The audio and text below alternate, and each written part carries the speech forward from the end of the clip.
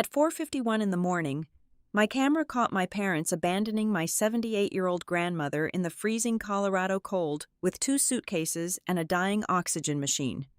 12 minutes later, a text claimed she just needed quiet. As a title fraud reviewer, the misplaced paperwork in her bag told me a darker truth. They thought they were dumping a burden. They had no idea my one phone call today would completely destroy their hidden deal. My name is Eliza Hernandez. I am 36 years old, and I have spent my entire adult life learning how to spot a lie hidden in plain sight. I live in Aurora, Colorado, where the winters drag on with a stubborn, bitter cold that seeps right into your bones. I work as a title fraud reviewer for a major real estate integrity group, which means my days are spent hunting down forged signatures, coerced transfers, and desperate attempts to steal property under the guise of legitimate business. I know what panic looks like on paper. I know the exact shape of a rushed crime. But nothing I have ever seen in my career could have prepared me for the notification that woke me up before dawn on a freezing Tuesday morning in early March. The harsh, digital chime of my home security system pierced the absolute silence of my bedroom. It was exactly 4:51 in the morning. At that hour, a doorbell camera alert only ever means trouble. I reached blindly for my phone on the nightstand, my heart hammering a sudden, frantic rhythm against my ribs. The screen cast a glaring white light in the pitch-dark room. I tapped the notification, expecting to see a stray animal knocking over a trash can or a confused delivery driver. Instead, the grainy night vision feed loaded to reveal a scene that made the blood freeze in my veins. A dark sports utility vehicle was idling roughly by the curb in front of my house. I recognized it immediately. It belonged to my father, Raphael. He and my mother, Sylvia, were out of the car, moving with a frantic, jerky speed that screamed of guilt and panic. The headlights cut through the thick white frost hanging heavily in the air. My father reached into the back seat and pulled out my 78-year-old grandmother, Beatriz Hernandez. He did not help her gently. He practically dragged her out into the biting wind. My mother hurried around the trunk, hauling out 2 heavy suitcases and tossing them onto the frosted concrete of my front porch. Next came a dark garment bag and my grandmother's portable oxygen machine, unceremoniously dropped right beside the frozen welcome mat. They did not look up at the camera lens. They did not walk up to the door to ring the bell. They did not even wait to see if I would wake up to take her inside. They simply turned their backs, scrambled into the heavy vehicle, and sped off into the lingering darkness, leaving the exhaust smoke hanging in the freezing air. I threw off my thick comforter and sprinted down the hallway. The hardwood floor was like solid ice against my bare feet, but the cold did not register in my brain. I reached the entryway and threw open the heavy oak door. The wind howled instantly, carrying the brutal chill of the Rockies straight into my home. My grandmother stood there on the porch, frail and shrinking into herself. She was wearing a thin cotton nightgown meant for sleeping under heavy quilts, wrapped only in a flimsy beige cardigan that offered absolutely zero protection against the below-zero temperatures. On her feet were 2 mismatched slippers, one slipping entirely off her heel. Her silver hair, which she usually pinned up with meticulous, prideful care, was loose, tangled, and whipping across her tear-stained face. She clearly had no idea she was leaving her home for good. She was shivering violently. Her lips were a terrifying shade of blue, her skin pale and drawn tight over her fragile bones. Her thin hands gripped her worn leather purse tight against her chest, holding it like a shield to protect herself. When she saw me standing in the doorway, her voice broke, small, raspy, and profoundly confused. She repeated the same sentence over and over, her teeth chattering so hard I could barely understand the words falling from her mouth. "I thought we were just meeting you for breakfast. I thought we were just meeting you for breakfast." I reached out, grabbed her by the shoulders, and pulled her inside, slamming the door shut against the howling wind. The sudden quiet of the foyer was deafening. I stripped off my own warm fleece robe and wrapped it tightly around her trembling frame. I hauled her heavy luggage inside, my professional instincts and my personal fury colliding into a sharp, dangerous clarity. I checked her portable oxygen machine first. The battery indicator was blinking a desperate, rapid red, warning that it was minutes away from dying completely. I unzipped the side pocket of her travel bag to look for her medicine. Inside, there was a plastic water bottle with the plastic seal entirely unbroken. Even worse, tucked in the side pouch was a cheap plastic sandwich bag filled with a random assortment of loose pills. There were no prescription bottles, no pharmacy labels, no dosages, and no doctor names. It was just a handful of medication dumped into a baggie by someone who did not care if she took the right one.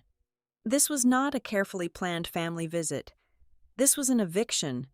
They had dumped my grandmother on my doorstep like a bag of unwanted clothes. Right at that moment, my phone vibrated loudly in my pocket. It was a text message from my mother. I opened it, foolishly expecting some kind of explanation, a panic, an apology for the terrifying hour. Instead, the tone of the message was chillingly detached, dripping with the casual entitlement I had come to despise over the years. Mateo is going through a very sensitive time right now. The message read, "The house needs absolute quiet so your brother can focus on his next big move. You should understand this for the sake of the family. She will be better off at your place." That was it. That was the entire message. There was absolutely no concern for whether my grandmother had survived the freezing temperature on the porch. There was no apology for waking me up, or for abandoning an elderly woman in the dark. It was just a blatant demand for my compliance, a command to absorb the collateral damage so they could protect my 31-year-old brother, the eternal golden child of the Hernandez family. I pushed the burning anger down into my stomach for a moment and focused on the fragile woman sitting in my entryway. I gently guided my grandmother to the living room sofa. Grabbing a thick, heavy wool blanket from the armchair to wrap around her trembling shoulders. As I pulled the heavy fabric around her, adjusting her sleeves to keep the warmth trapped inside, her flimsy cardigan slid up her forearm. I froze completely. Around her frail, pale wrist was a stark, angry red bruise. It was fresh. It was shaped exactly like a human handprint, displaying the distinct, brutal marks of fingers gripping too tightly, forcing her to walk, forcing her to move against her own will. The sight of it made thick bile rise in the back of my throat. This was not just neglect or a hurried packing job. This was physical coercion.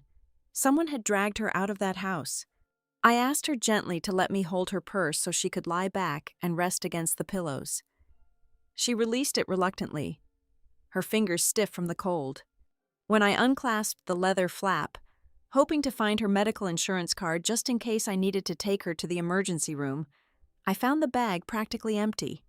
There was only a handful of loose silver change rolling around at the bottom, an expired public library card, and a small, rusted metal key with no identifying tag attached to it. Her state identification card was gone. Her bank debit cards were gone. Her Medicare card was completely missing. They had systematically stripped her of her identity, her money, and her access to the outside world before tossing her out into the cold. I told her to rest, speaking in the softest, most reassuring voice I could manage, promising to make her a hot cup of chamomile tea to warm her from the inside out. I walked into the kitchen, turned on the stove burner, and waited for the kettle to boil. While the water heated up, I walked back to the foyer to deal with the haphazardly packed bags blocking the hallway. I needed to see what else they had taken from her. I grabbed the handle of the largest suitcase, laid it flat on the polished hardwood floor, and pulled the metal zipper. Inside, clothes had been shoved in without a single ounce of care, violently wrinkling her best Sunday dresses and crushing her favorite blouses. It looked like someone had simply swept their arm across her closet shelf and stuffed whatever fell into the bag. But as my fingers dug to the very bottom, pushing aside a tangled mess of undergarments and thick winter socks, I felt something stiff and unyielding. It was a thick manila folder, heavy and entirely out of place among the ruined clothes. I pulled it out. The edges of the folder were slightly bent and creased, as if it had been forcefully jammed into the luggage at the very last second. I flipped it open, the harsh overhead hallway light illuminating the crisp white pages inside. It was a massive, intimidating stack of legal documents. My eyes scanned the top page automatically because of my specific line of work. I read these exact types of documents every single day of my life. I know the complex legal jargon, I know how to verify the notary stamps, and I know exactly where the signature lines are supposed to be. The bold, black text printed clearly at the top right corner of the first page stopped the breath right in my lungs. It felt as though all the oxygen had been violently sucked out of the room. It was a final settlement statement for a real estate transaction. It was the complete, finalized closing package for a major property sale. And the closing date, stamped clearly in the center of the crisp white page, was scheduled for exactly 10 o'clock tomorrow morning.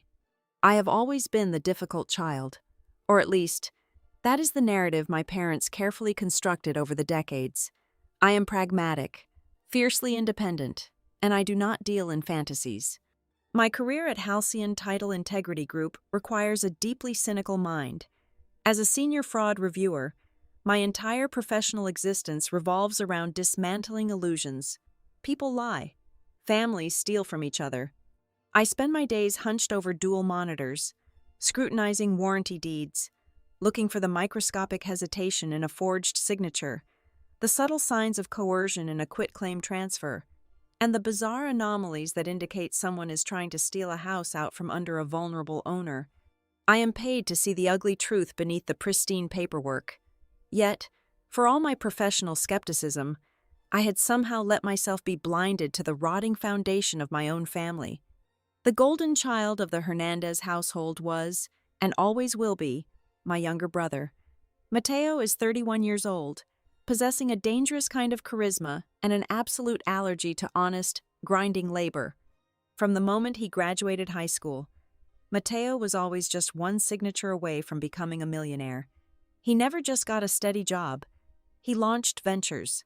Over the past decade, I watched him cycle through a chaotic carousel of grifts.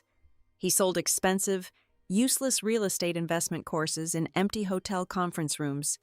He tried flipping houses, a disaster that ended with half-finished drywall and angry contractors demanding payment. He acted as a broker for illegal short-term rentals until the city fined him into oblivion. Most recently, he had rebranded himself with a glossy website as a wealth growth advisor. He wore expensive tailored suits he could not afford and leased cars that required monthly payments higher than most residential mortgages. My father and mother worshipped the ground Mateo walked on. To Rafael and Sylvia, Mateo was a misunderstood genius, a visionary who was simply waiting for the universe to align and deliver his massive payday.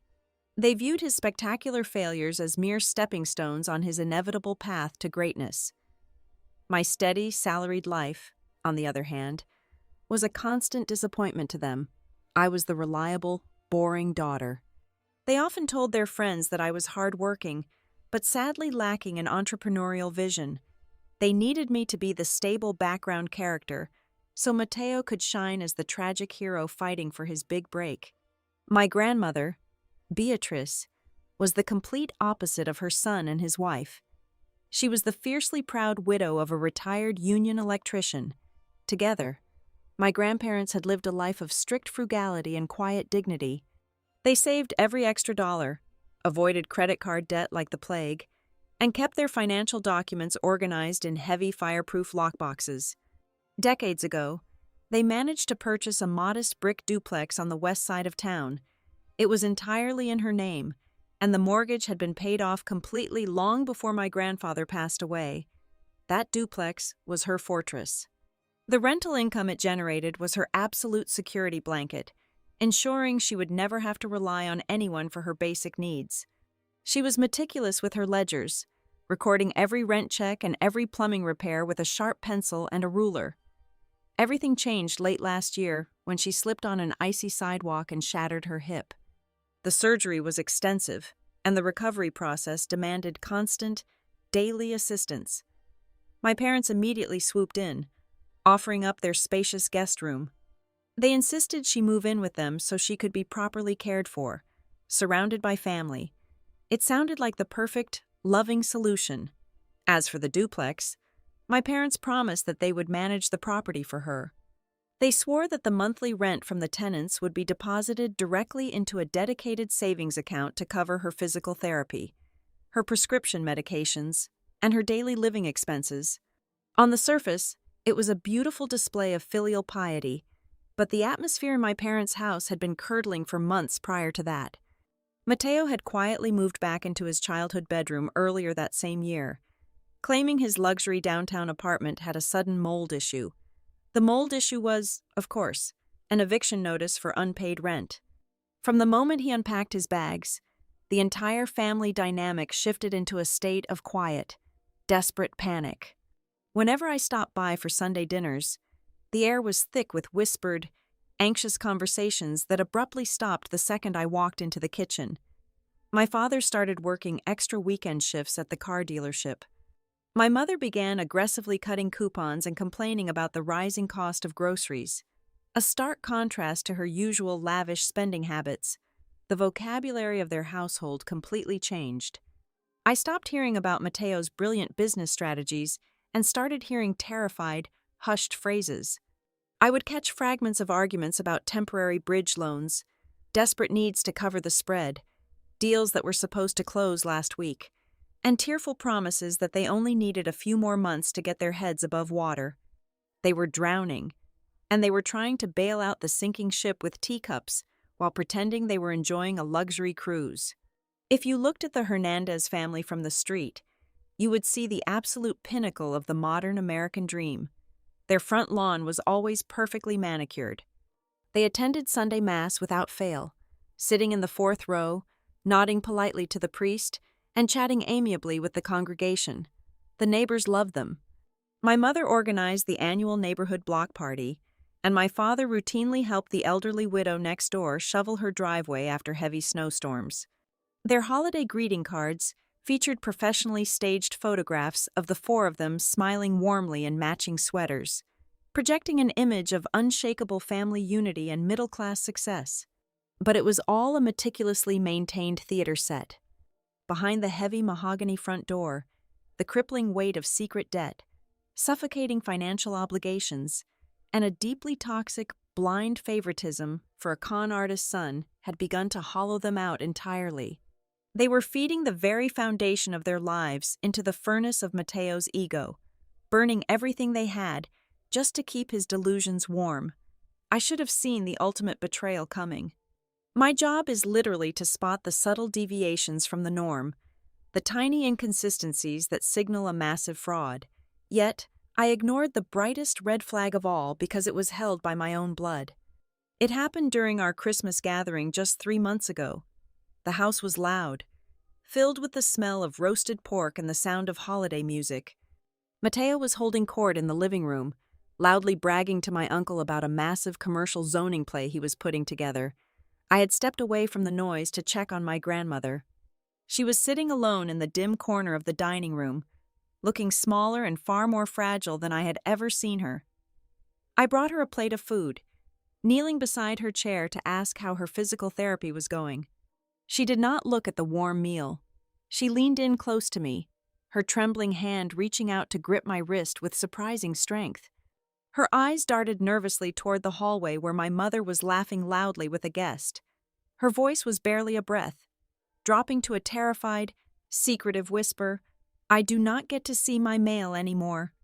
At that exact moment, I had gently patted her hand, assuming it was a simple misunderstanding born of old age and fatigue. I told her that my mother was probably just keeping the utility bills organized so she would not have to stress over them during her long recovery. I rationalized it entirely. I smoothed it over. I chose the comfortable lie of domestic harmony over the ugly, terrifying truth of what those few words actually meant.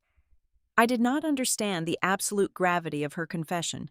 I did not realize that intercepting a person's mail is the very first, crucial step in erasing their autonomy. It is how you isolate a target. It is how you hide the bank statements, bury the tax notices, and keep the victim completely blind while you systematically strip them of every single thing they own. Looking back now, the architecture of their betrayal was built steadily over several months, constructed with small, deliberate bricks of isolation. The isolation did not happen overnight. It began with the slow decay of my grandmother's voice over the telephone. For years, she had adhered to a strict schedule, calling me every single Sunday at 3 in the afternoon just to chat about the neighborhood. But by the time November rolled around, those calls became erratic and strained. First, she started missing weeks entirely. When I would finally get her on the line, the sharp, witty tone I had known my entire life was completely gone. Instead, she stuttered. Her breathing was shallow, and she constantly paused, her voice dropping to a harsh, trembling whisper as if she was terrified that someone was standing right outside her bedroom door, listening to every single word. Whenever I asked her how she was feeling or what she did that day, she would rapidly fire back that everything is fine. She said it too quickly, too loudly, reciting it like a rehearsed line from a script before rushing to hang up the receiver. My suspicion deepened into genuine alarm the next time I stopped by my parents' house for a brief visit after work. The kitchen island had always been my grandmother's designated territory.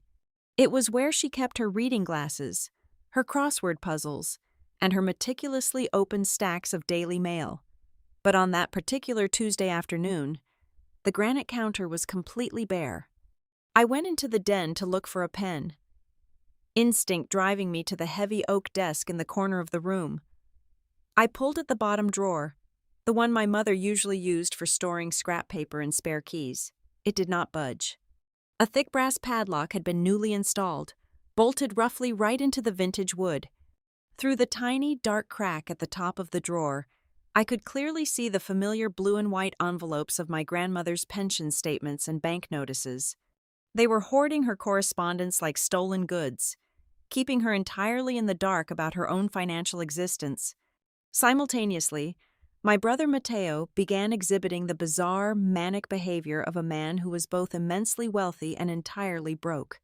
He showed up to our family Thanksgiving dinner driving a brand-new, imported black luxury sedan.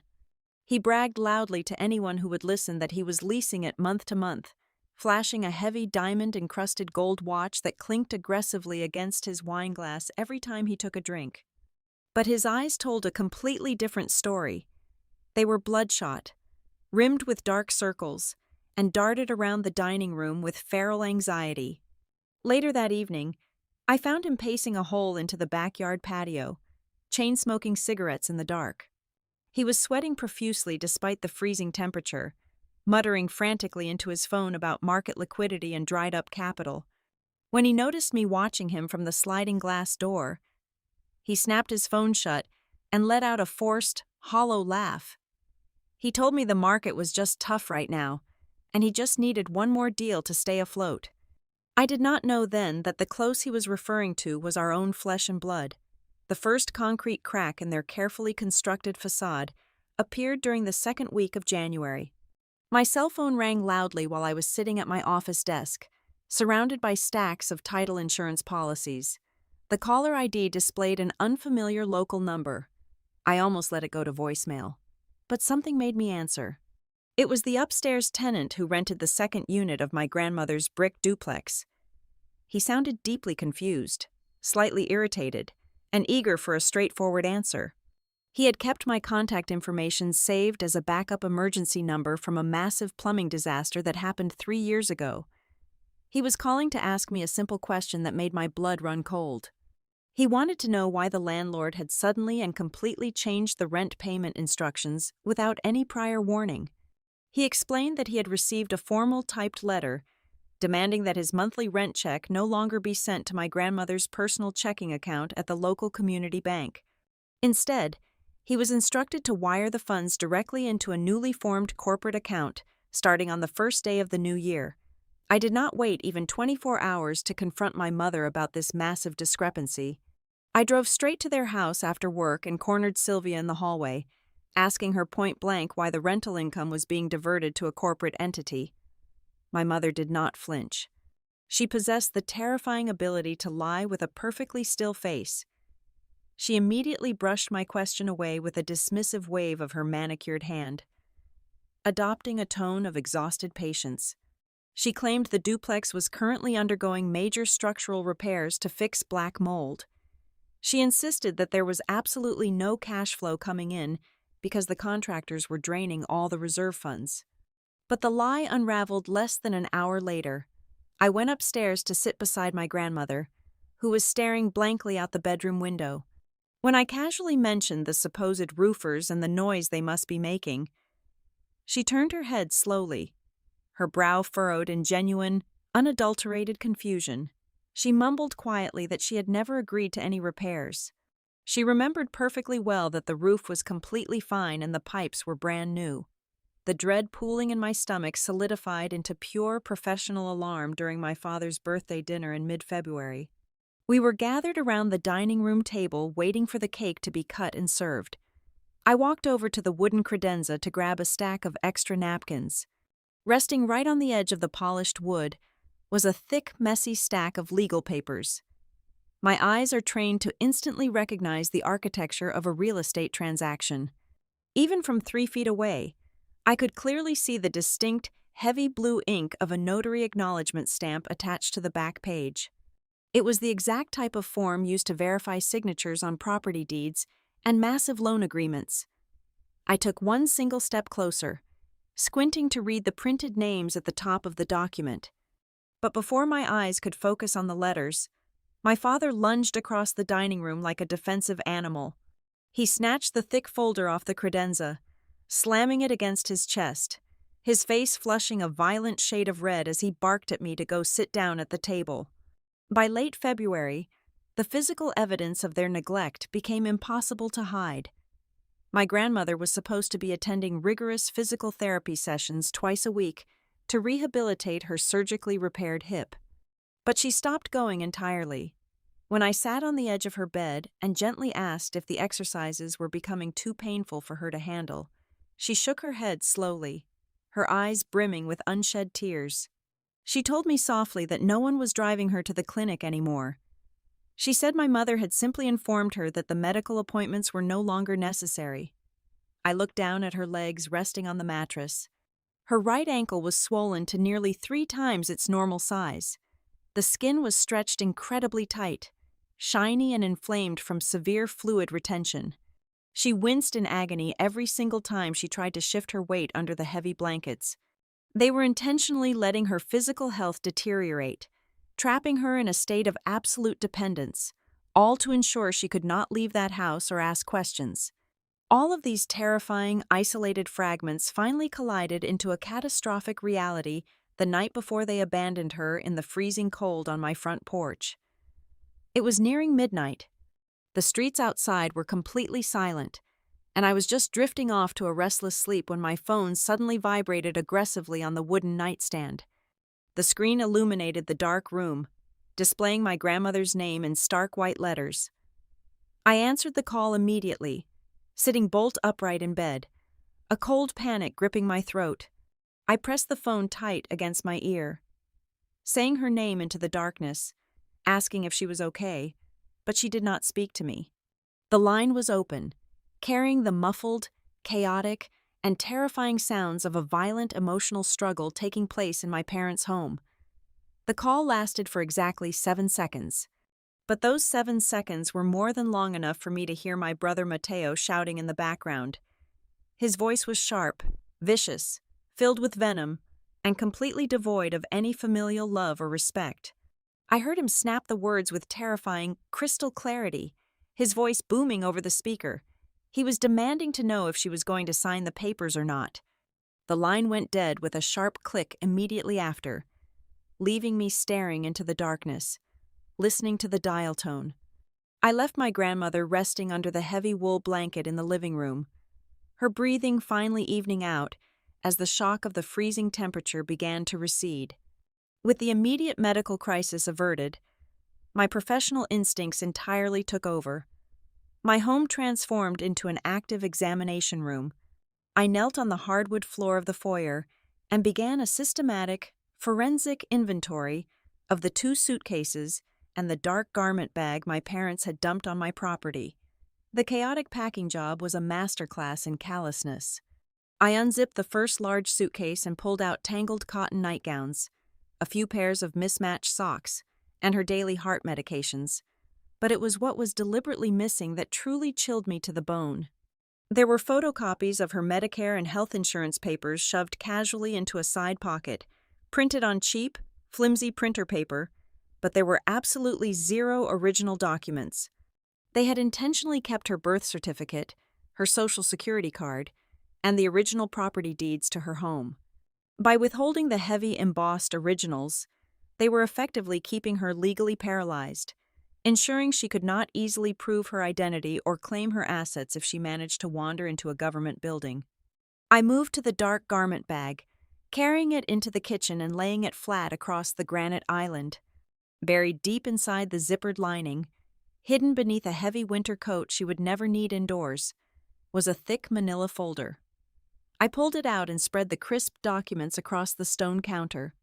It was a comprehensive residential contract to buy and sell real estate.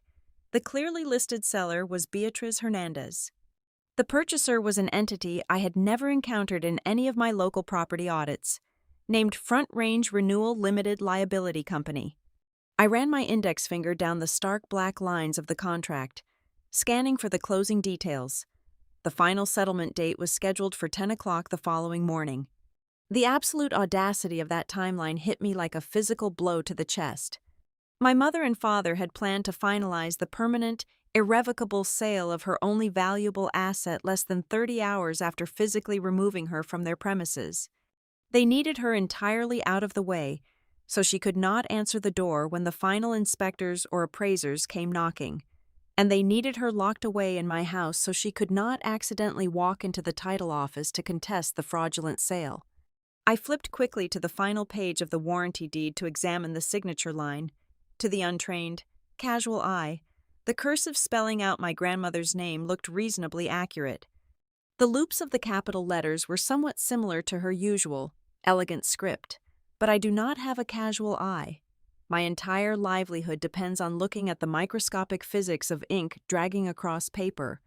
When a person signs their own name willingly and in their right mind, the pen glides with a fluid, continuous, and confident momentum. Muscle memory takes over, resulting in smooth curves and naturally varied ink pressure. This signature was entirely different. I held the page up close to the bright under-cabinet lighting. I could clearly see the tiny jagged hesitations at the top of every single vowel.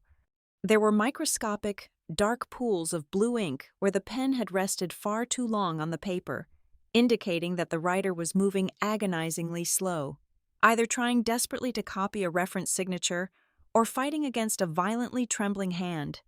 The pressure of the ballpoint was aggressively heavy and uniform throughout the entire name, lacking the natural, fading trail of a confident signee. It was a textbook coerced signature. It possessed the rigid, forced architecture of an elderly woman being physically guided or relentlessly pressured into writing her name against her own will. Behind the forged deed, stapled neatly to the back of the thick packet, were two more damning pieces of paper. The first was a formal receipt for a massive earnest money deposit wired directly into a corporate escrow account. The second was a printed email thread between my father and the senior escrow officer handling the transaction. I read the plain text, my jaw clenching so hard my teeth began to ache. The email contained explicit, legally binding instructions for the disbursement of the final sale proceeds. The massive influx of funds was not going into a protected trust for her future medical care. It was not going into her personal savings account at the community bank. The instructions strictly mandated that 100% of the net profit be wired immediately to a commercial business account registered solely to my brother Mateo. The memo line on the wire transfer form read precisely, "Bridge loan payoff." They were completely liquidating her entire life's work, stealing her financial security, just to cover my brother's catastrophic, reckless financial failures. I remembered the worn leather purse I had checked briefly when she first arrived. I walked back to the living room, retrieved it from the side table, and carried it back to the kitchen, emptying the meager contents directly onto the granite. Alongside the loose silver coins and the expired library card was the small, unmarked metal key I had noticed earlier. But this time, as I aggressively shook the inner lining of the bag, a tiny, crumpled piece of yellow-lined paper fell out and fluttered to the counter. I smoothed it flat with the palm of my hand.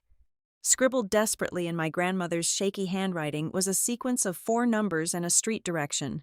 It was definitively not a phone number. It looked exactly like a combination code for a private post office box or a secure, off-site storage facility. She was actively trying to hide something critical from them before they threw her out. This was no longer just a tragic, private case of severe family dysfunction or a moral failing. This was a heavily documented, meticulously synchronized financial crime playing out in real time. I moved with absolute, calculated precision. I carried the entire stack of legal documents into my home office and fed every single page through my high-speed, commercial-grade scanner. I saved the resulting digital files directly to an encrypted, external hard drive, making absolutely sure the digital timestamps verified exactly when I processed the evidence. I logged into my home security system portal and downloaded the raw, high-definition video footage of my parents dumping her on the porch in the freezing dark. I took a permanent digital screenshot of the detached, cruel text message my mother had sent me 12 minutes after they drove away. I opened a blank digital spreadsheet and began constructing a rigorous, minute-by-minute timeline of events. I listed the specific date the rental payment instructions changed, the date the mysterious corporate entity was formed, and the exact hour of the morning drop-off. I was methodically building an airtight, undeniable case file against my own flesh and blood. With the digital backup securely locked away, I walked quietly back into the living room. My grandmother was sitting up slightly against the plush cushions, nursing the warm cup of chamomile tea I had made her. The color was slowly returning to her hollow cheeks, though the terrifying red bruise on her frail wrist remained stark and angry against her pale skin. I needed to know exactly what lie they had spun to get that ink on the page. I knelt down on the rug beside the sofa so I was perfectly eye-level with her. I kept my voice incredibly steady, professional, and entirely devoid of the raging anger boiling inside my chest. I gently held up the final page of the real estate contract, keeping the dense legal text facing me, but pointing clearly to the forged signature line at the bottom. I asked her very directly if she remembered signing a thick stack of legal papers for my father and Mateo recently. Her eyes widened in immediate, visceral panic. Her porcelain teacup rattled violently against the ceramic saucer, spilling hot liquid over the edge. She shrank back deep into the cushions, her gaze darting away from the paper as if the document itself was going to reach out and burn her. Her voice was a terrified, breathless whisper, cracking under the crushing weight of sheer panic. She told me she never sold the house. She swore to me, her thin hands shaking uncontrollably in her lap, that Mateo and my father had cornered her in the kitchen late after dinner. She said they screamed at her, claiming the city government was threatening to condemn the entire duplex because the roof was violating strict local safety codes. She thought those pages were just the official city permits, granting the external contractors legal permission to fix the roof, she whispered, tears finally spilling over her eyelashes. That she had absolutely no idea it was a binding contract to sell the only thing she had left in the world. Once I got a hot bowl of oatmeal into her and plugged her portable oxygen machine directly into the wall outlet, the harsh, wheezing rattle in her chest finally began to subside. The color crept slowly back into her paper-thin skin. She sat at my kitchen island, wrapping her frail hands around a warm ceramic mug of tea, and finally started to speak. Her voice was no longer the panicked, confused stutter from the front porch. It was heavy with a profound, crushing exhaustion. The fragmented pieces of her memory began to spill out, interlocking perfectly with the horrifying timeline I had already built on my computer. The papers had not been a single isolated event. It was a relentless, calculated siege that had lasted for weeks. She told me that almost every single afternoon, my mother Sylvia would come into the guest room carrying a sleek leather folio. Sylvia would pull out pages of dense legal text, hovering over the bed, claiming they were routine administrative chores. One day she called it a mandatory medical insurance update. The next day, it was a necessary property tax extension form. The day after that, it was a liability waiver for the imaginary roofers. They were deliberately exhausting her, burying her under a daily avalanche of fabricated bureaucracy until the physical act of signing a piece of paper felt utterly meaningless. Matteo was the emotional hammer in their operation. Whenever my grandmother hesitated or asked to read the fine print, he would suddenly appear in the doorway. He played his role flawlessly, oscillating violently between a begging, desperate child and an angry, cornered animal. He would fall to his knees beside her bed, burying his face in her blankets, swearing that he was on the absolute verge of losing everything. He told her repeatedly that she just needed to help the family this one time, and then all their crushing problems would magically disappear. When the tears did not work, his temper flared. He would pace the room, knocking picture frames off the dresser, shouting about how ungrateful she was being after they had graciously taken her into their home to nurse her broken hip. Her memory sharpened on one specific, terrifying evening. It was a Tuesday. Shortly after dinner, my mother had marched into the room, her face completely devoid of its usual fake warmth. Sylvia did not ask for a signature. She demanded it. She physically grabbed my grandmother's right hand, prying her stiff, arthritic fingers open to force a heavy metal pen into her palm. Sylvia kept her left hand firmly planted over the top half of the documents, violently flipping the bottom edges of the pages so fast that reading any of the bold headings was completely impossible. My father, Raphael, stood leaning against the doorframe the entire time. He did not look at his mother. He just stared at the floor and muttered in a cold, hollow voice, telling her to just sign it and save everyone the trouble. But my grandmother was a woman who had managed a rental property for 3 decades. Despite her physical frailty, her mind was still sharp enough to recognize a trap. When she finally gathered the strength to drop the pen, refusing to sign another blank line without reading the paragraphs above it, the entire atmosphere of the house shifted from manipulative to actively punitive. The retaliation was swift and entirely silent. They immediately moved her out of the comfortable, carpeted guest bedroom on the main floor. They relocated her to the drafty, uninsulated storage room situated directly above the garage, citing a sudden need to paint the downstairs drywall. The new room was freezing. When the tiny batteries in her hearing aid died, my mother suddenly claimed she could not find the right size at the local pharmacy.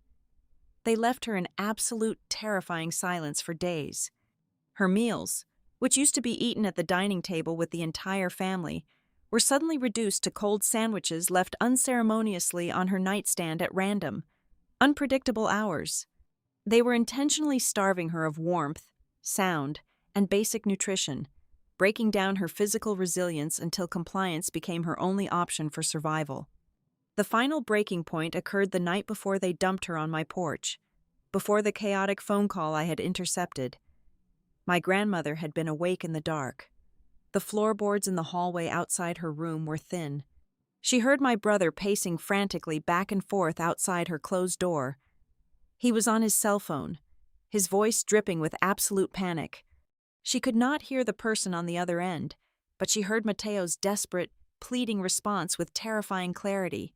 He swore into the receiver, his voice cracking, that if the paperwork did not officially record tomorrow, the entire deal would fall apart and they would all be ruined.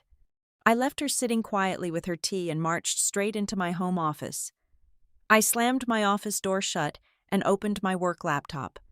I bypassed the standard public portals and used my professional credentials to log directly into the county clerk's advanced recording database. I typed in the exact parcel identification number for the brick duplex. I did not have to search for long.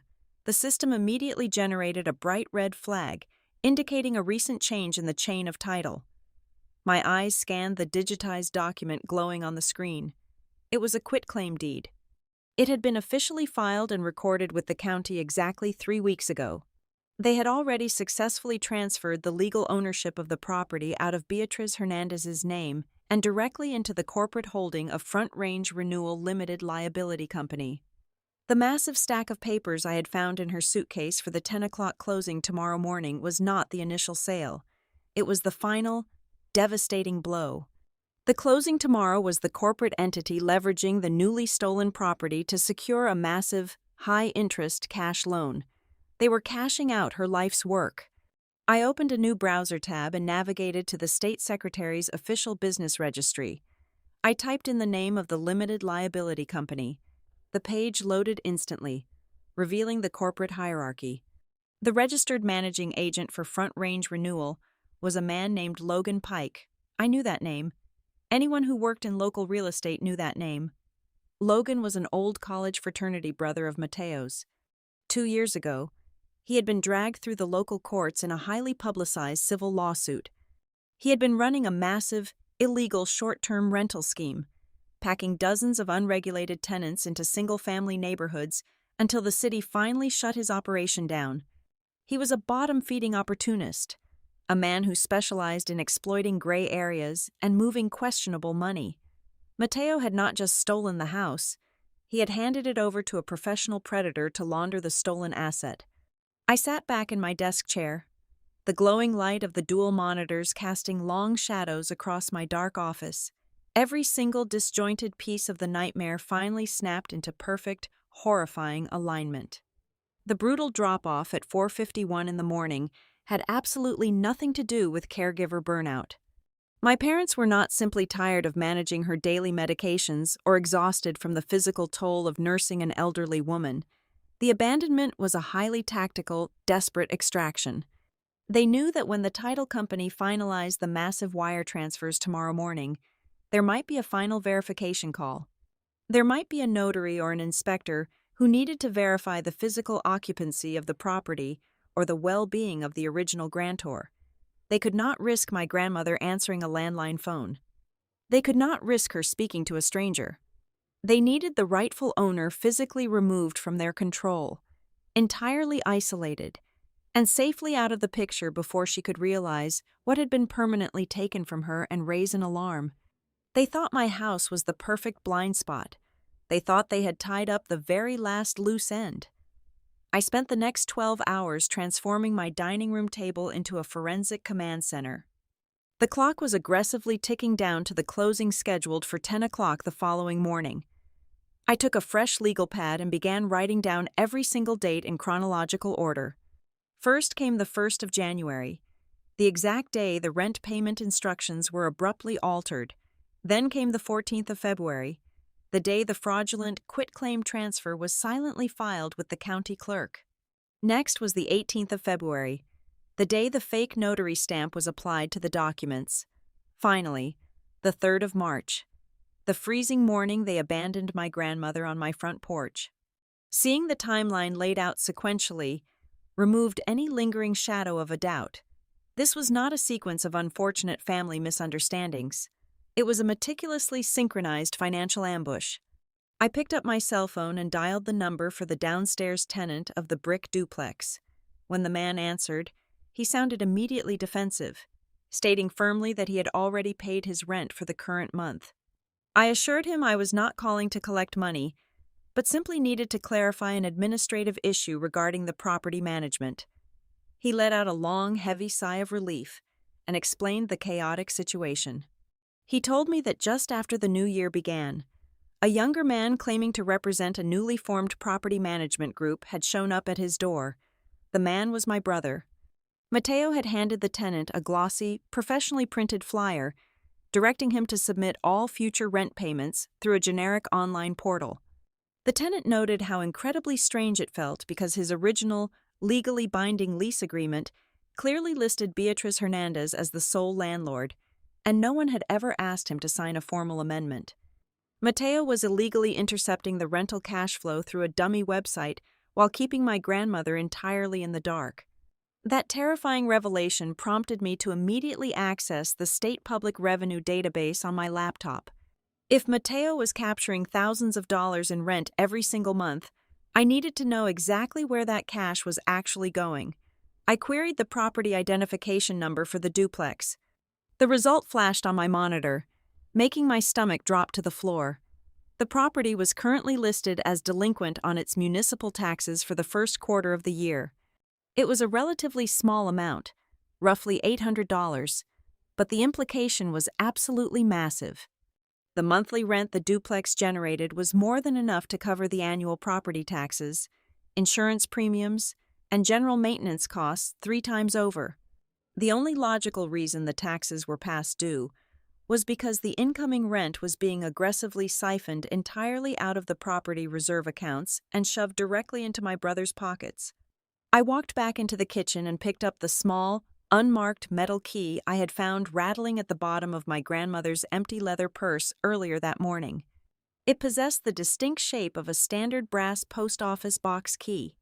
I left my grandmother sleeping peacefully on the living room sofa, locked my front door securely behind me, and drove to the private postal annex located just 3 miles from her old neighborhood. I walked down the sterile rows of metal boxes until I found the specific 4-digit sequence she had scribbled on that desperate scrap of yellow paper. I slid the brass key into the lock. It turned with a satisfying, heavy click.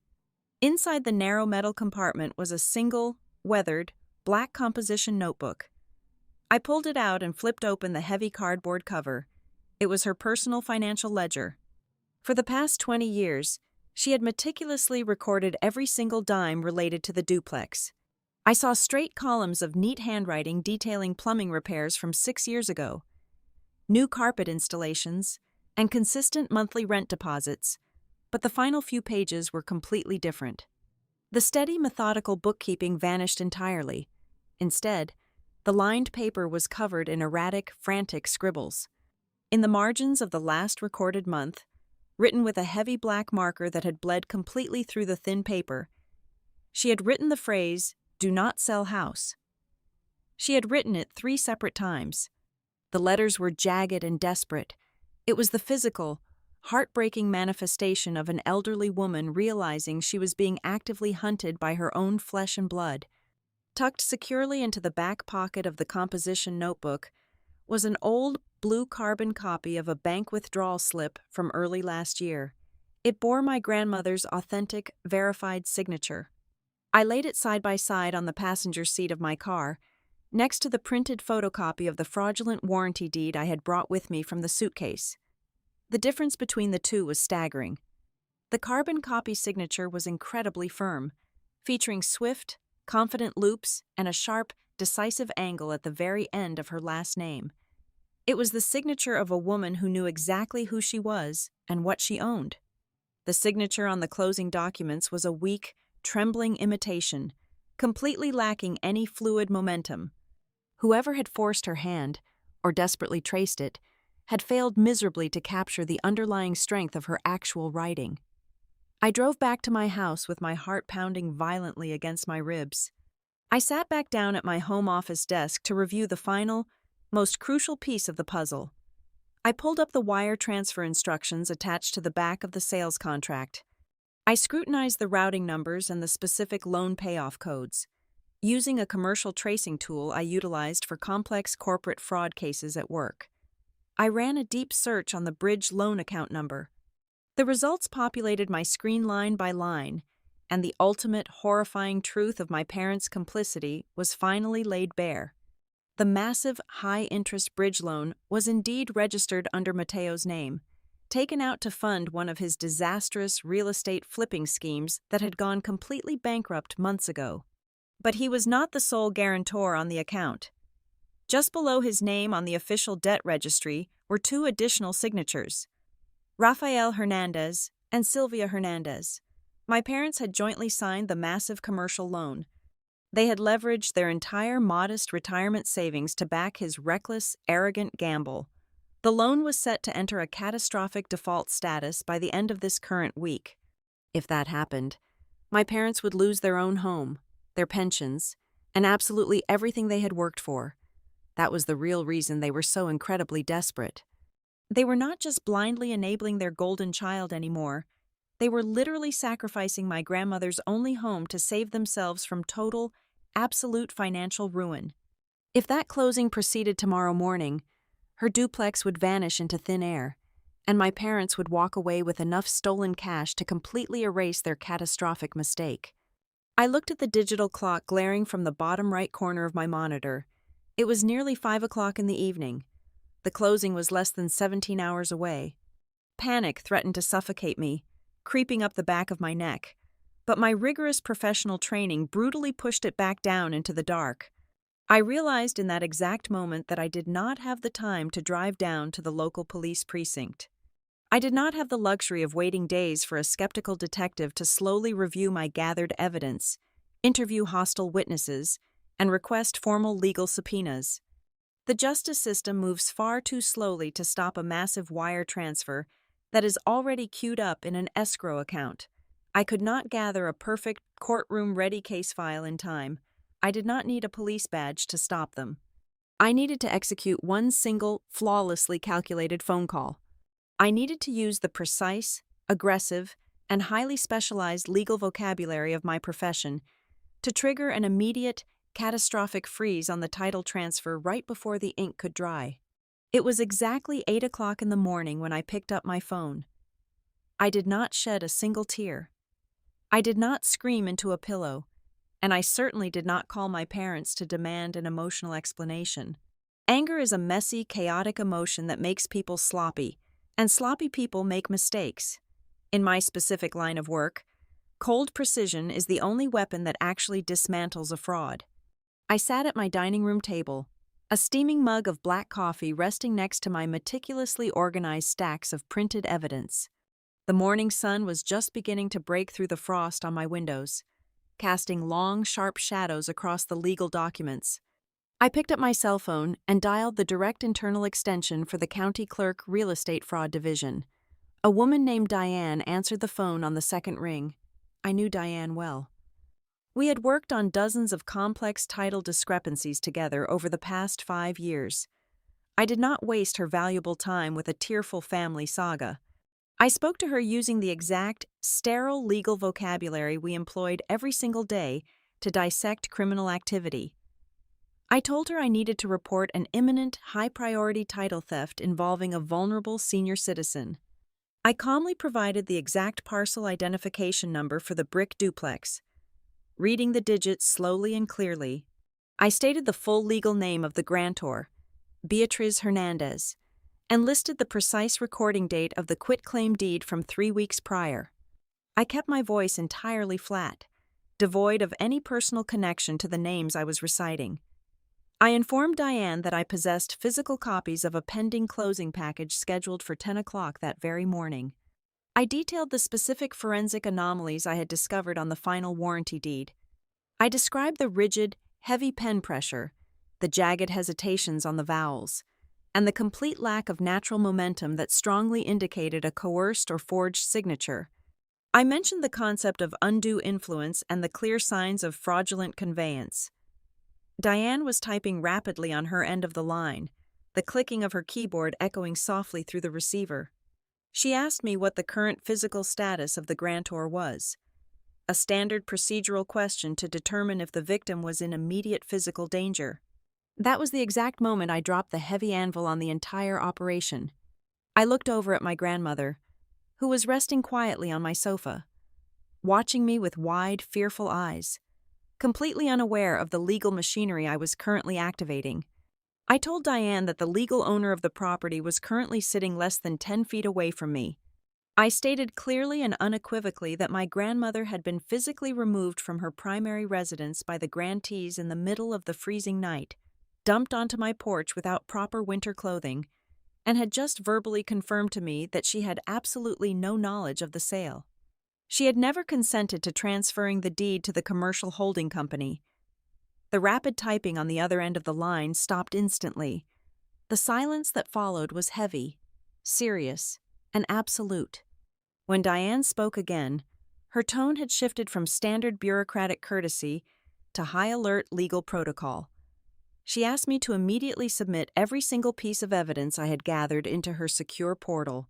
She wanted the high-resolution scans of the closing documents, the time-stamped video footage from my doorbell camera showing the dawn abandonment, and a screenshot of the digital text message my mother had sent claiming my grandmother just needed a quiet place.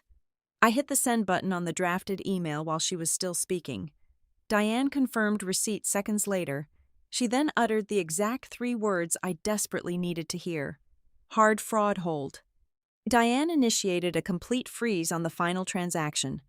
But because the situation explicitly involved the physical displacement and financial exploitation of an elderly woman, the county protocol demanded an immediate, multi-agency escalation.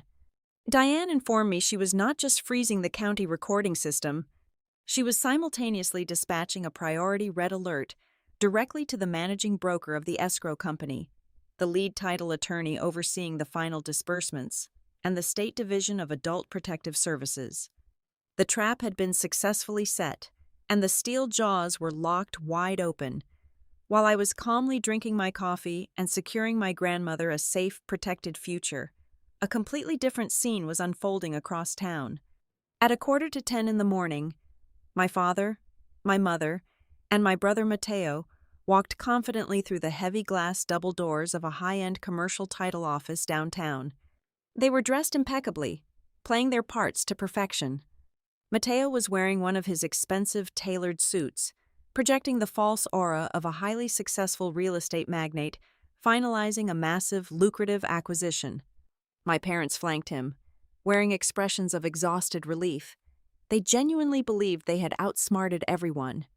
They were absolutely certain that all they had to do was sit in a plush leather chair, sign a few electronic documents on a digital tablet, and watch a massive wire transfer wash away their crushing debts forever. They were escorted by a silent receptionist into a massive, glass-walled conference room. A tray of expensive mineral water and fresh pastries sat untouched in the center of the long mahogany table. But the room was completely empty. There was no closing agent waiting for them with a warm smile and a stack of easy paperwork.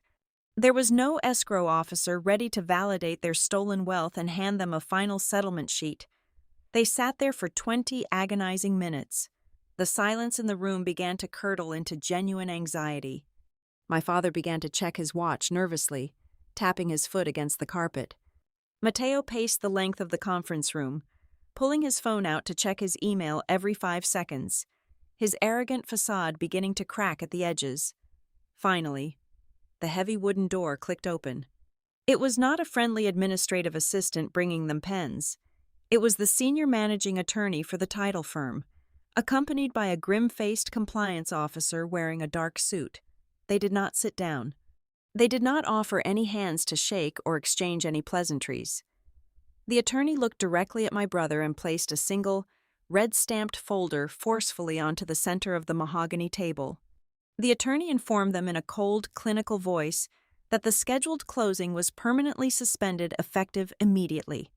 He stated that the county clerk had placed a hard fraud hold on the deed transfer due to credible, highly documented allegations of elder exploitation, signature coercion, and blatant title theft.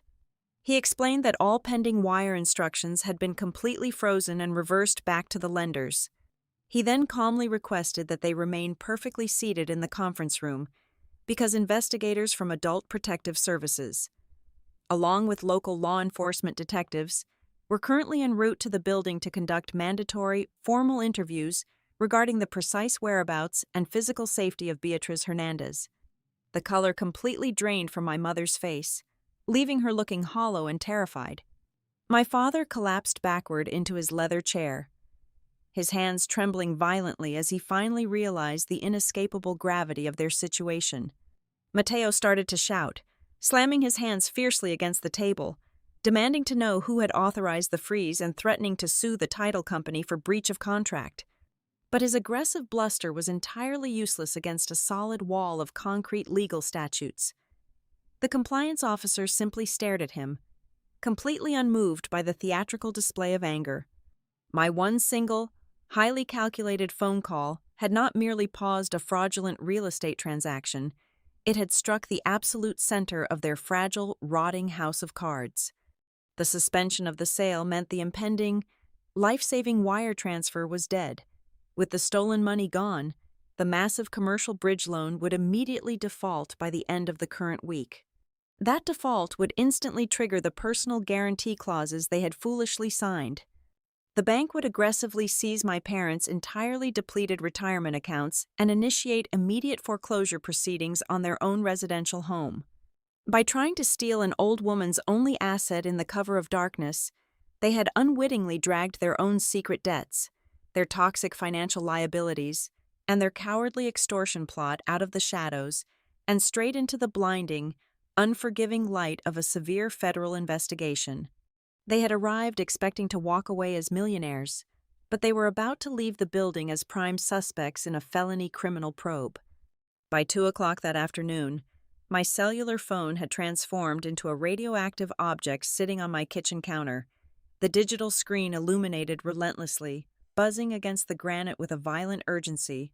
Raphael called 14 separate times within the span of exactly 45 minutes. I refused to answer a single one, letting every frantic attempt roll straight into the automated messaging system. When I finally sat down to listen to the accumulated recordings, his voice was completely unrecognizable. He was entirely unhinged. He did not ask a single question about his mother. He did not inquire if she had survived the freezing dawn temperatures or if her oxygen levels were stable. Instead, he screamed directly into the receiver, his breathing ragged and heavy, demanding that I immediately contact the title company to reverse the fraud hold. He accused me of harboring a lifelong jealousy of my younger brother and claimed I was actively trying to destroy our family out of pure spite. Sylvia utilized a completely different psychological tactic.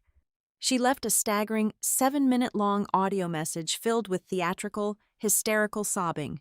She begged me to drive over to their house so we could discuss things like reasonable adults.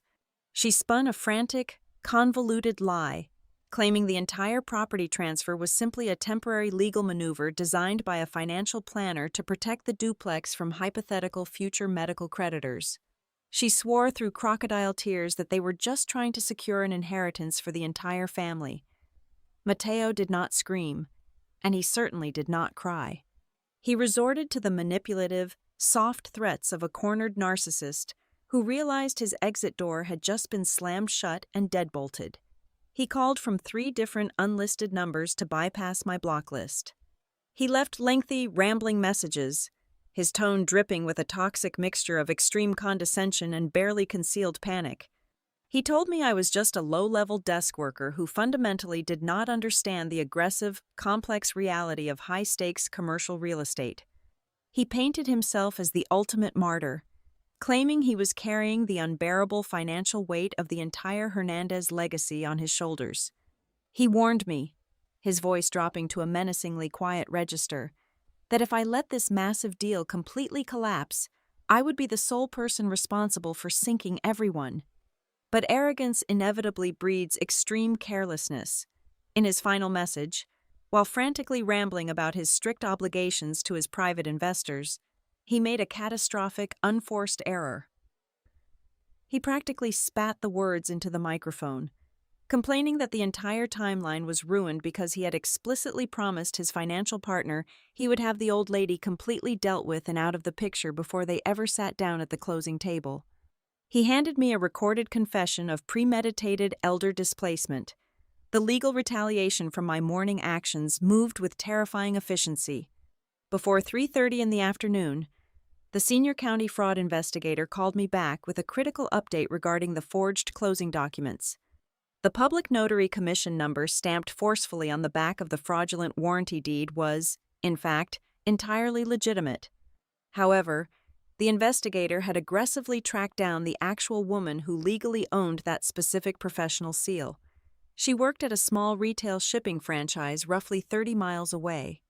The woman was horrified and provided an ironclad, documented alibi, proving she had been on an out-of-state vacation during the entire week the documents were supposedly officially notarized. She stated categorically that she had never met Beatriz Hernandez in her entire life.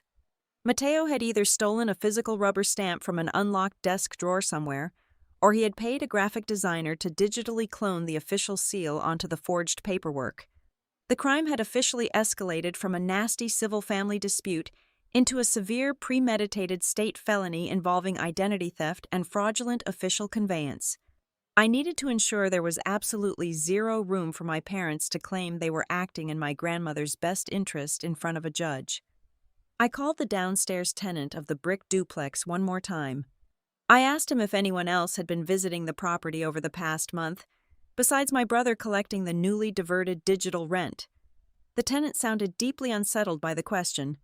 He confessed that over the past 4 weeks, Mateo had conducted multiple physical walkthroughs of the exterior foundation and the vacant backyard, bringing several unfamiliar men in expensive tailored suits with him. When the tenant had cautiously approached the group to ask what was happening to his home, Mateo had pulled him aside with a heavy, deeply fake sigh. Mateo had looked the tenant dead in the eye and claimed that the property owner had succumbed to severe, irreversible dementia and had been permanently committed to a locked-state memory care facility.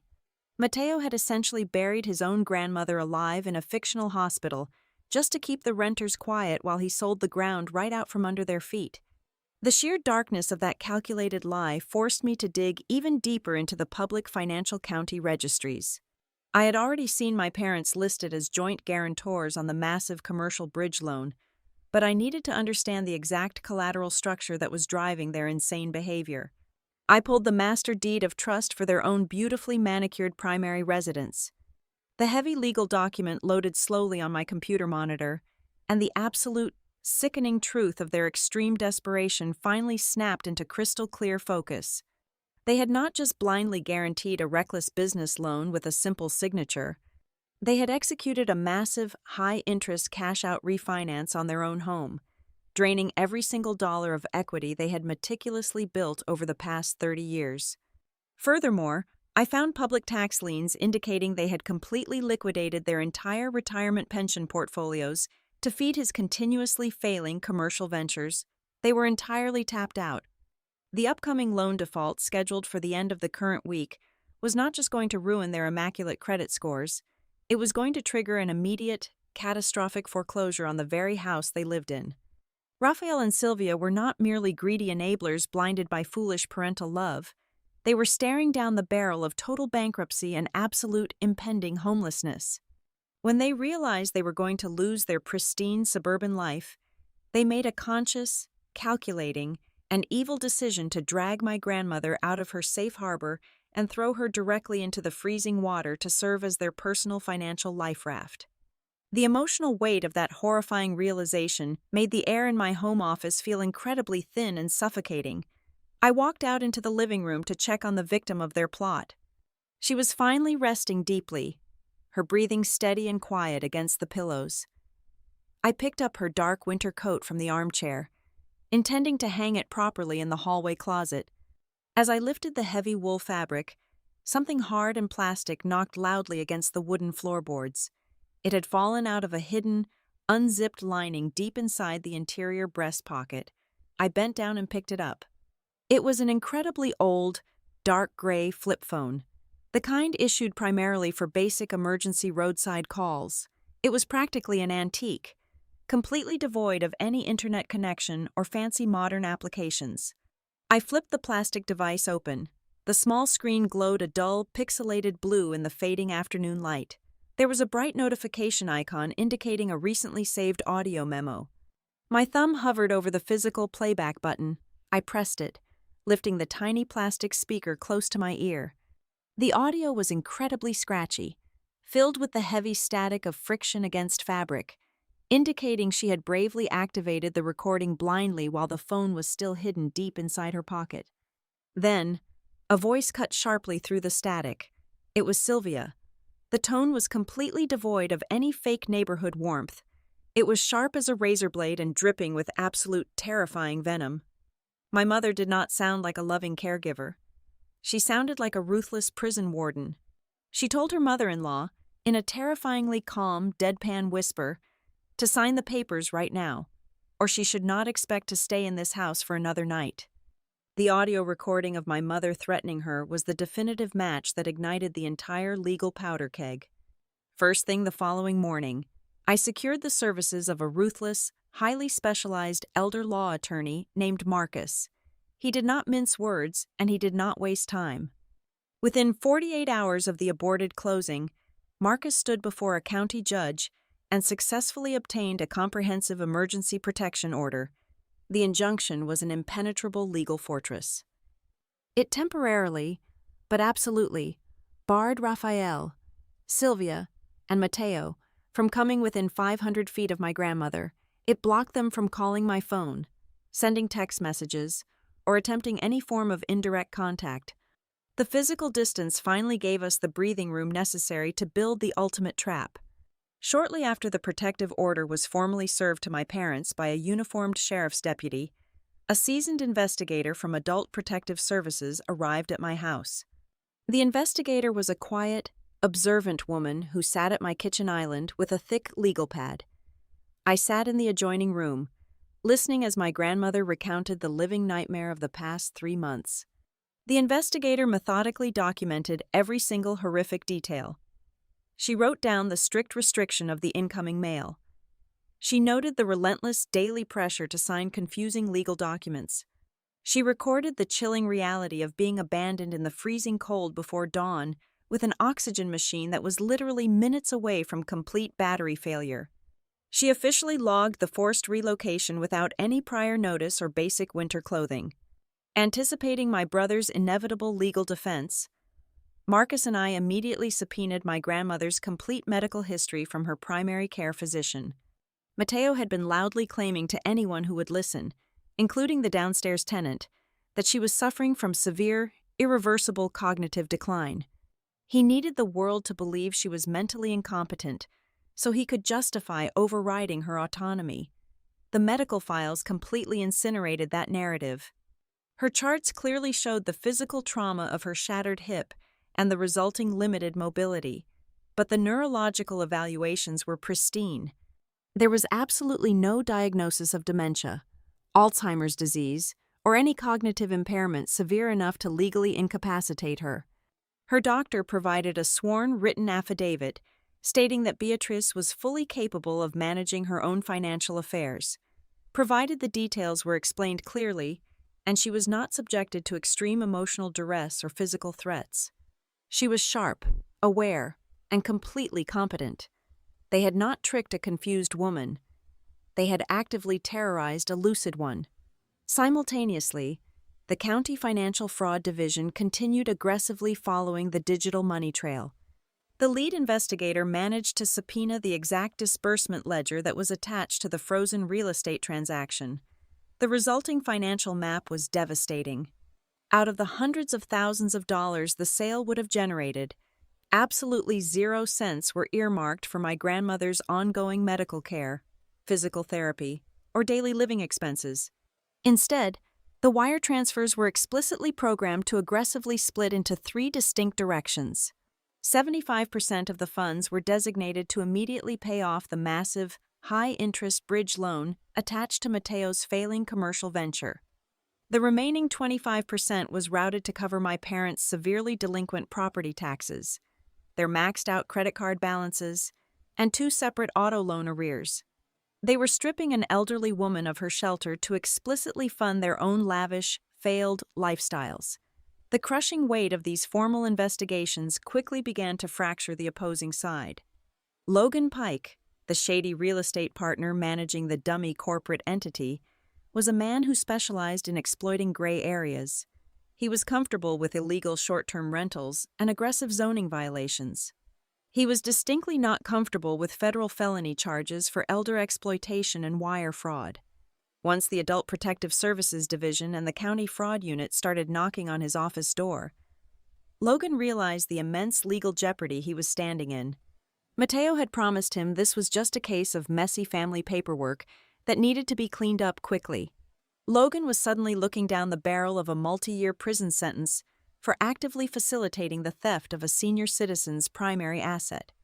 While the criminal elements were turning on each other, Marcus and I spent an entire Sunday afternoon digging through a heavy fireproof lockbox my grandmother had kept hidden in the back of her old bedroom closet, which I had retrieved under police escort.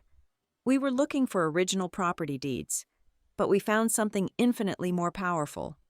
Tucked beneath old birth certificates and faded wedding photographs was the original, fully executed last will and testament of my late grandfather. The heavy parchment paper was dated over 2 decades ago. Marcus read the clauses carefully, his eyes widening in triumphant realization. The legal language was bulletproof. My grandfather had explicitly designated the brick duplex as an irrevocable lifetime care fund specifically for Beatrice. The document clearly stipulated that the property could only be managed to generate rental income for her absolute comfort, and upon her passing, the remaining equity would be divided strictly according to her own personal directives. It firmly established that Raphael and Matteo never possessed a single ounce of legal or moral authority to treat the property as a liquid asset or a private bailout fund. The duplex was a legally protected sanctuary, shielded from their greedy hands by a dead man's unshakable foresight. But the most profound shift during those tense days of preparation did not happen on paper. It happened within my grandmother. When she first arrived on my porch, she was a shattered, terrified woman who constantly apologized for taking up space in my home. She believed she was a burden. But as the undeniable evidence of their extreme cruelty was laid out before her, the crushing sorrow slowly transmuted into a quiet, brilliant anger. The audio recording of Sylvia threatening her, the forged signatures, the calculated diversion of her rent money, it all stripped away the lingering illusion of familial loyalty. She stopped crying. Her posture straightened. She told Marcus, in a voice that no longer shook or wavered, that she did not want to hide in my guest room while the lawyers argued behind closed doors. She wanted to physically walk into the courtroom.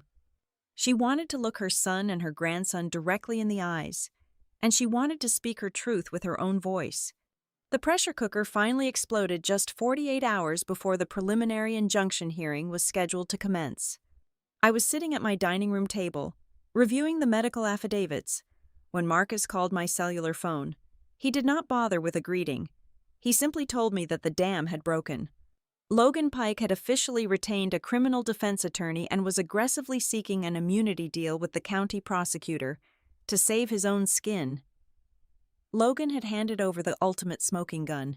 It was a lengthy, encrypted email chain exchanged between himself, Matteo, and my father just 5 days before the aborted closing. In the emails, Logan had expressed nervous hesitation about the title company calling the duplex to verify the seller's status. My brother's typed response was an arrogant, detailed confession of their entire strategy.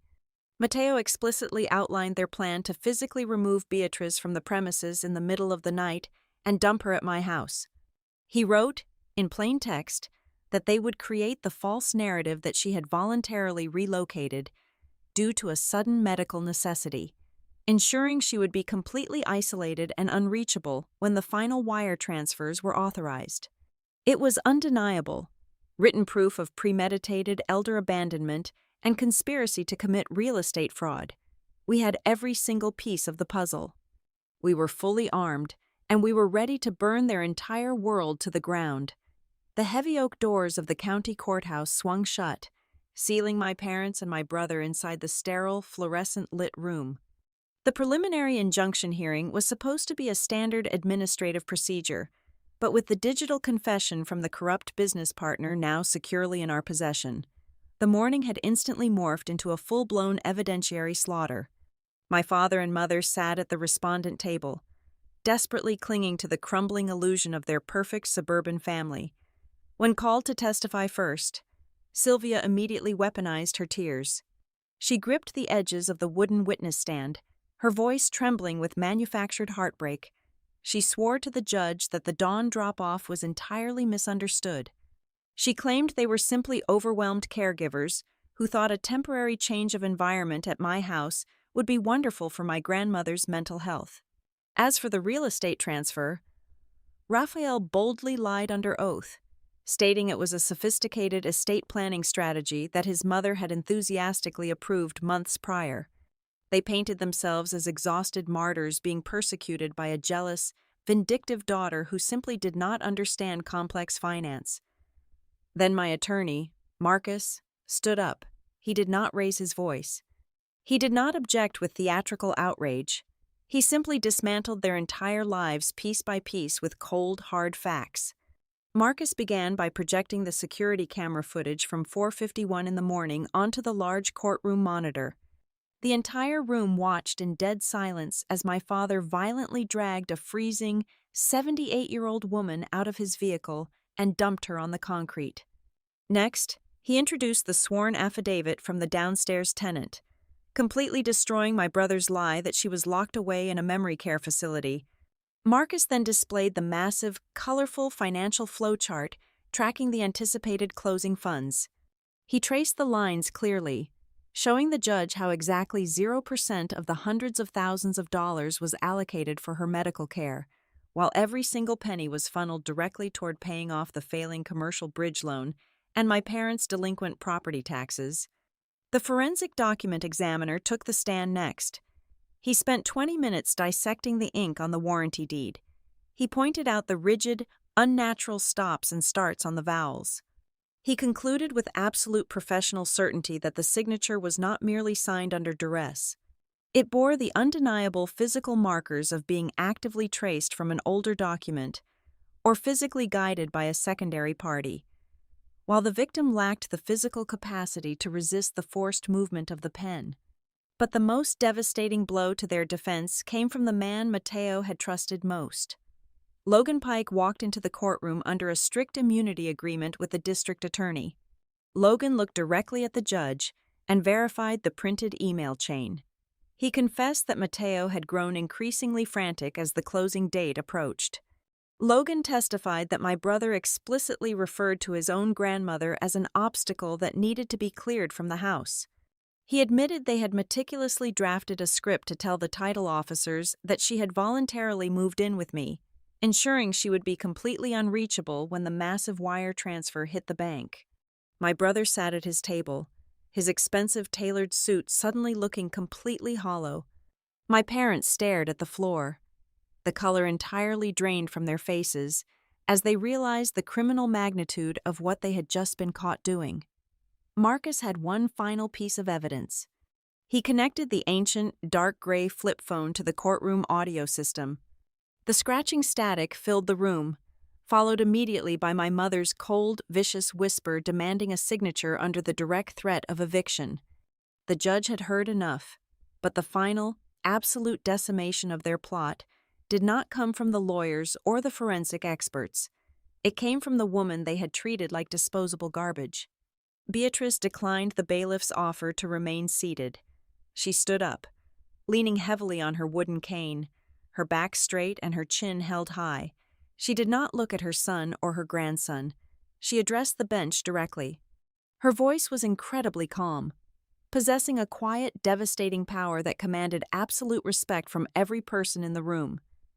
She told the judge that she was not confused. She stated clearly that she did not forget things, and she possessed a perfect memory of the past 3 months.